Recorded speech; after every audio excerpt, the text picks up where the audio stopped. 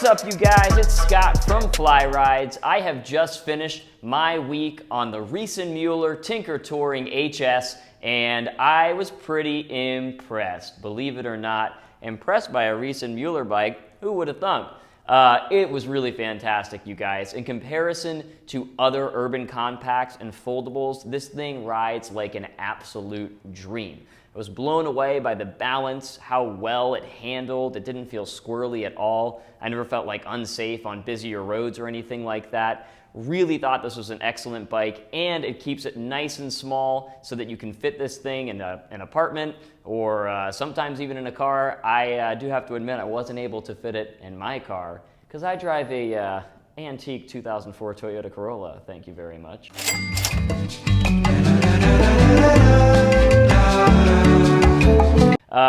But I think most cars, if you have a hatchback or something like that, it'll fit in. So again, if you're looking for a ride home at the end of the night, then it's a great option there. Let's break into a little bit more. We'll talk about the specs, and I'll also talk about my experience riding this bike.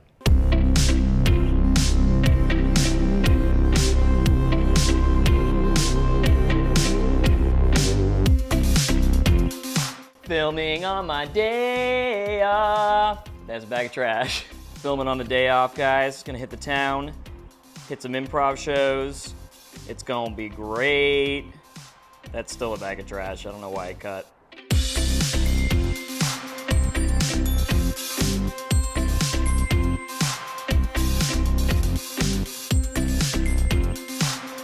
It's one of our new models. This bike has taken me so many places, and I just really enjoy the capabilities that this thing has. You know, it has 500 horsepower, 500 horsepower battery.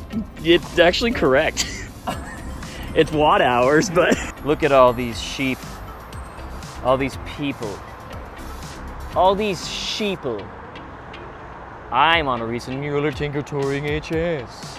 So of course you are looking at the bike that I rode right behind me right now. That's the one I rode. It's got an integrated rack. You've got brake lights on there. Really nice Tektro hydraulic disc brakes. I think it's the same ones that come on the Load.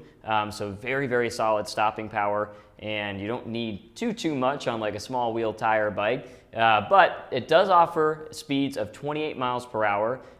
So you definitely want the stopping power for that. It is the Bosch Performance Speed Motor, the Generation 2, that's going to give you 63 Newton meters of torque.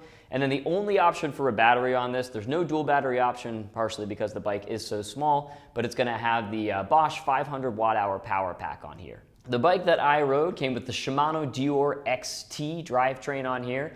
Really, really nice derailleur. You can get a Vario hub on this one, so the New Vinci 380 hub if you want to, but that's not going to be a high-speed option in the Tinker line.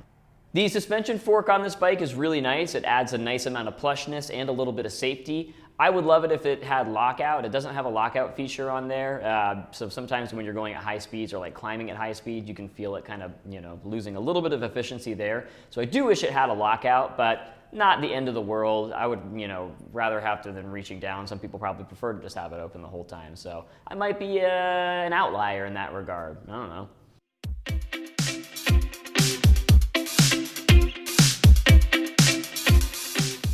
Hey guys, I am leaving a show. It's nighttime, but that's kind of nice because I'm getting to ride this bad boy all the way.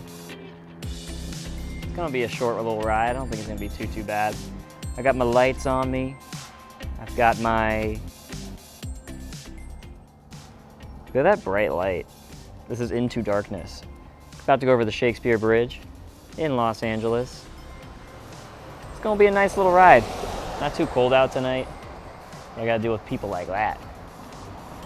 Get your lights on. I got one on my helmet as well. I'm excited.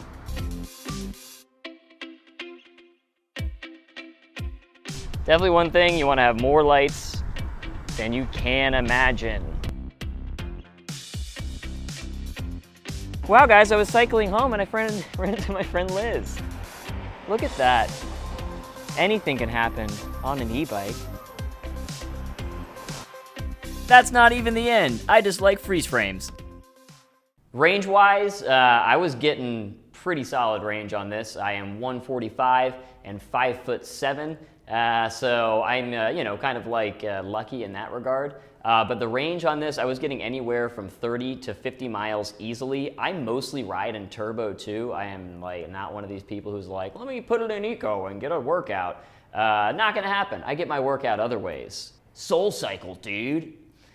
More about the size of the bike. It was so nice to get to places and be able to take it inside. I do a lot of like comedy around town. I'm in clubs and stuff all the time.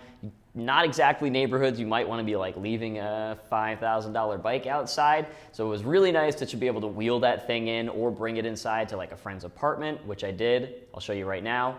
It fits in an apartment with my friends. And we're back. And yeah, it was super easy. Of course, for me, I live on a second floor with not an elevator. So I live in an apartment building that is on the second floor. It is very important to me that I'm able to bring the bike upstairs and bring it back down at the beginning of the day. So this bike is very easy to do that on. Even with my Timbuktu bag that I commute with, it was still super easy.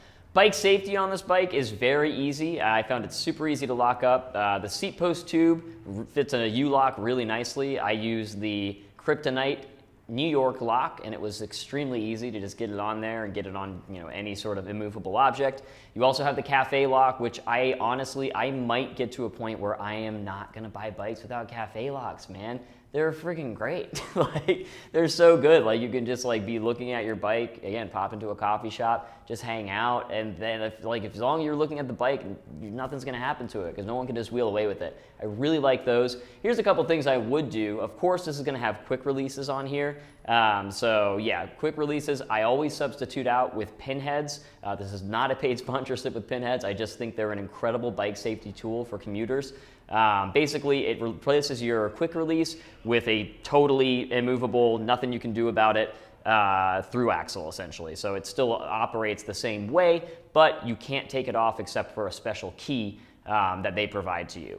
It's really, really nice, highly recommend it, and that's what I was using this week as well. It keeps you from having to carry an extra cable lock to bring on the front wheel. And even with like having a cable lock on that front wheel, I've had quick releases just stolen because people sometimes need them. Maybe theirs got stolen, I'm assuming. I like to think the best of bike thieves. Not really. But yeah, it's a nice way to make sure your quick release isn't going to get stolen. I also recommend always, and there's a lot of clearance on the saddle on this bike, so you're able to get a cable through and lock that seat to the bike. Burritos for the boy. Burritos for my man. Burritos for my biker. You know you gotta understand. The rear rack carries a very impressive 20 kilograms of weight. That was enough for me and all my gear. I'd have camera gear sometimes. Never had any issues like thinking I was like overloading it or anything like that. Very nice just to be able to carry all of your gear and just come down to Hollywood for the day, back up to North Hollywood at night. So I'd recommend this bike to people who are looking for something that's gonna take them around a city. Honestly, even if you're like in the backcountry somewhere, I think this is gonna be a great option because of the 500 watt-hour battery pack. For most commuters who are, you know, if you're within 10 miles of your commute, you're good, man. Like, you don't need the dual battery pack. You don't lose a ton of speed, I don't feel, or at least you don't notice as much with the Bosch Class 3 motor on there, so the Bosch Performance Speed. So it's really good, I'd say, for like day-to-day commuters. Anybody, I would say, if you're looking to replace a car with an e-bike, this has potential. The nice thing about it too is it can fit in like a variety of different riders in terms of sizes. So if you're a family and you're looking for something that's gonna fit a bunch of different people in the family, this would be the way to go for sure. Some things I learned just about commuting on this bike or commuting about bikes in general, it's not as limiting as you think it's going to be. Yes, it's always more convenient to just get in a car and get where you're going, for sure. But there's also times where I'm like, man, like this sucks, sitting in traffic, it's the worst. And I never would get on the bike and be like, I gotta get on the bike, this sucks. Like, it would always be like, okay, I get on my bike, and then once I'm on it, the ride's really nice. It's good to arrive somewhere just kind of like peppy and energized and stuff like that. I really like that. I also enjoyed the fact I do enjoy sometimes taking public transport. So this was a perfect train bike. Easy to get into the station, easy to get onto the elevator if you feel like you need to take the elevator.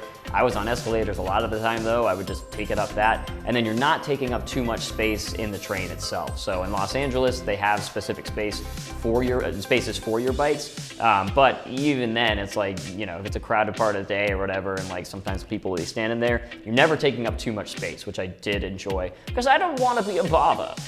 So if you're looking for a convenient, compact, and fast as hell bike, the Tinker Touring HS could be for you.